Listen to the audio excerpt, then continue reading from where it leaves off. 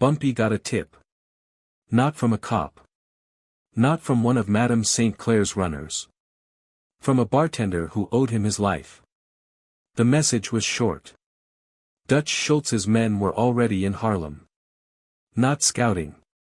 Not negotiating. Hunting. And they weren't coming to talk. Bumpy didn't panic. He never did. Panic made mistakes. And mistakes got you killed. Instead, he changed his route. He skipped the front of the Cotton Club and went in through the service alley, the way staff and musicians used. He knew the building better than anyone. The exits. The stairwells. The basement. That basement mattered. The Cotton Club basement wasn't glamorous like upstairs. No music. No white tourists sipping gin. Just concrete walls, storage rooms, boiler pipes, and shadows. A place where sound died fast. A place where things could happen and never reach the street. That's where they waited. 12 men. Spread out. Professionals. Not street punks. These were Dutch Schultz's best. Men who had killed in daylight. Men who didn't hesitate. Men who enjoyed it. Tommy the executioner stood closest to the stairs. He liked to be first. Vento leaned against a pillar, calm, almost bored. Icepick checked his blade one last time, slow and careful. Delaney had a shotgun hidden under his coat. The others watched the doors. They had planned it clean. Corner him. No witnesses. No noise that mattered. One body. Problem solved. They underestimated one thing, time. Bumpy came down the stairs and felt it instantly. The air was wrong. Too still. Too quiet. He didn't reach for a gun. That's what they expected. Instead, he stopped halfway down and smiled. "Gentlemen," he said softly. "You're early." Tommy stepped forward. "You talk too much." The first shot echoed like thunder. But it didn't hit Bumpy. Because Bumpy was already moving. He dropped backward, rolled, kicked the light switch with his heel. Darkness swallowed the room. The basement exploded into chaos. Gunfire. Shouting. Someone screaming orders. Someone else screaming in pain. Bumpy knew the dark. He counted steps without thinking. He moved low, fast, using pillars, pipes, angles. He wasn't stronger than them. He wasn't better armed. He was smarter. He picked them apart. One man slipped on spilled oil near the boiler. Bumpy was on him before he could get up. One clean strike to the throat. Silent. Gone. Another fired blindly and hit his own man. Panic spread. Professionals don't panic. But fear is contagious in the dark. Bumpy used that. He let them hear him. Footsteps. A breath. Then nothing. He let them imagine him everywhere. He made them turn on each other. Minutes passed. Then more. Shots ran dry. Knives came out. Hands shook. Tommy the executioner finally saw him. Just for a second. Long enough to raise his gun. Bumpy threw a wrench. It hit Tommy's wrist. The gun clattered away. Bumpy closed the distance and it was over before anyone else understood what they were hearing. One by one, the basement went quiet. 90 minutes after it started, one man was left standing, Vento. He was on his knees, blood on his hands that wasn't all his. He looked up at Bumpy, eyes wide, breath ragged. He expected death. Bumpy didn't kill him. Instead, he leaned in close and spoke so quietly Vento almost missed it.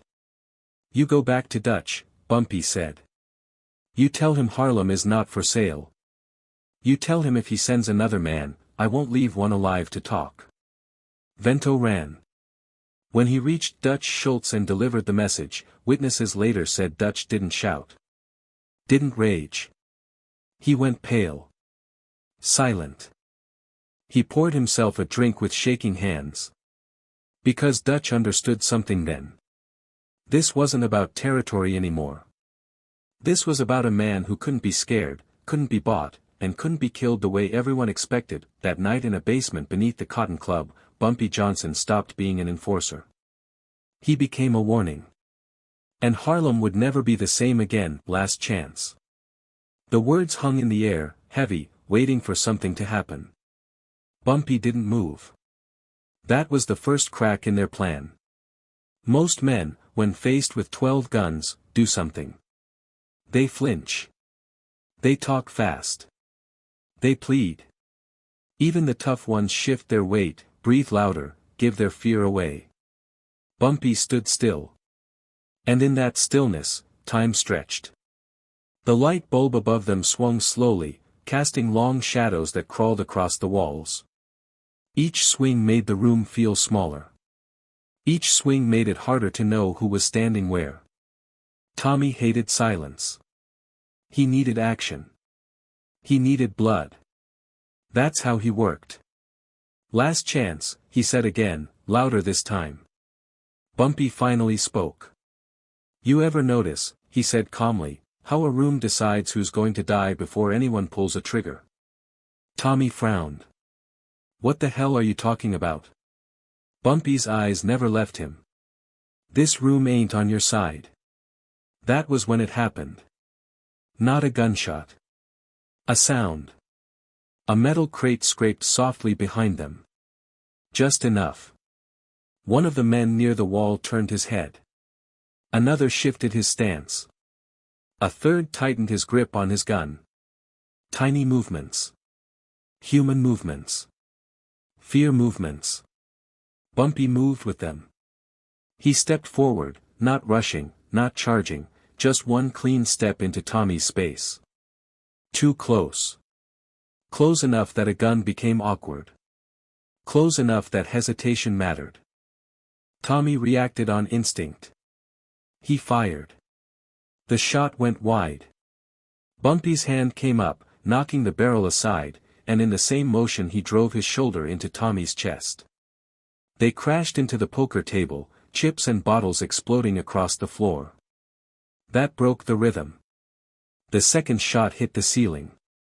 Plaster rained down. Someone yelled. Someone else fired blindly. The basement erupted. But it wasn't chaos. Not for Bumpy. He moved like he'd been here before. Like he'd already walked it in his head. He used the table as cover, rolled, came up behind a pillar. He didn't spray bullets. He didn't waste motion. One man rushed him with a knife. Bumpy kicked his knee sideways and the man went down screaming. Another tried to circle toward the stairs. Bumpy stopped him. Hard. The others started shouting names. Orders.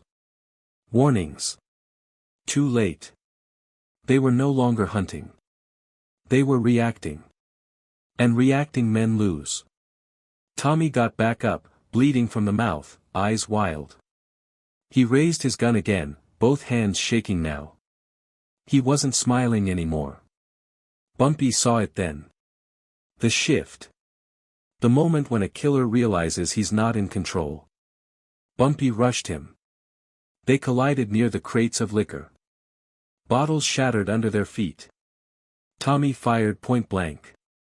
Click. Empty. Bumpy didn't hesitate. He grabbed Tommy's wrist, twisted, heard the bone go, and shoved him backward into the darkness. A few minutes later, it was over. Not with a final shot. Not with a speech. Just silence. Heavy. Absolute. Only one man was left breathing, Vento. He stood frozen near the wall, gun lowered, eyes scanning the room like he didn't recognize it anymore. Bodies on the floor. Blood on the cards. The light bulb still swinging, still deciding. Bumpy stepped toward him. Vento flinched. I ain't gonna kill you, Bumpy said. Vento swallowed. Why? Because dead men don't deliver messages. Bumpy leaned in, close enough that Vento could smell the sweat and smoke on him. You tell Dutch Schultz something for me, Bumpy said quietly. You tell him Harlem ain't scared. You tell him I walk alone because I don't need to bring anyone with me. And you tell him next time he sends men, don't send 12. Vento nodded fast. Too fast.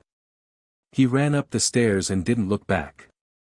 When the sun came up over Harlem that morning, word spread quietly. No headlines. No police reports. Just whispers. The kind that move faster than bullets. Dutch Schultz had tried to make an example. Instead, Harlem got a legend. And from that dawn on, anyone who thought about coming for Bumpy Johnson asked the same question first: if 12 men couldn't stop him, what chance do I have? Dutch Schultz stared at that card for a long time. No one in the room spoke. No one moved. Even the clink of silverware had stopped. The coffee went untouched, cooling in its cup. Dutch had ordered hits before breakfast. He'd ordered bombings, kidnappings, executions without blinking. Men had begged him. Men had cursed him. Men had died screaming his name. But this was different. This wasn't a threat shouted across a table. This was quiet. Calculated. Personal. Dutch finally looked up at Marty again. Really looked at him. The shaking hands. The bruised face. The way his eyes kept drifting toward the door, like he expected someone to step through at any second. He killed 11 men, Dutch said slowly. Marty swallowed. Yes. With no witnesses. Yes. Dutch picked up the ace of spades between 2 fingers. Blood smeared onto his skin. He didn't wipe it off. He could have killed you too, Dutch said. Marty nodded. He wanted you to know that. That's when Dutch understood. This wasn't about winning Harlem in a week or a month. This was about cost. Dutch turned to his lieutenants. These were men who'd seen him at his worst. Men who expected rage. Violence. Orders. Instead, Dutch sat back down. Get him a doctor, he said quietly, nodding toward Marty. The room froze. Someone finally spoke. Boss. Dutch didn't raise his voice. You heard me. Marty was led away, still shaking. Dutch stared at the card again. 11 men. His best men. Gone in 3 minutes in a basement they thought they controlled. Dutch had always believed fear was a numbers game. Send enough men, spill enough blood, and the world bends. But Bumpy Johnson had just flipped the math. This wasn't fear. This was precision. Dutch stood and walked to the window, looking out at the Bronx street below. Ordinary people. Shopkeepers. Kids running between cars. Life going on like nothing had happened. Harlem wasn't just territory anymore. It was defended. And worse, it was defended by someone who didn't need permission, backup, or spectacle. Someone who could disappear. Dutch turned back to the room. No more hits in Harlem, he said. One of the lieutenants stiffened. Boss, I said no more, Dutch snapped, sharp now. We squeeze them financially. We wait. We don't rush a man like that. No one argued.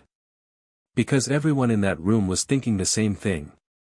If Bumpy Johnson could walk into a trap alone and walk out untouched, what would he do if you pushed him? Across the city, Harlem woke up. Runners opened shops. Numbers slips were collected. Music drifted out of apartments. On Lenox Avenue, Madame St. Clair's counting house opened on time. No attack came. By noon, the whispers had spread. Dutch Schultz had blinked. By nightfall, Bumpy Johnson's name carried a new weight. Not shouted. Not bragged about. Respected.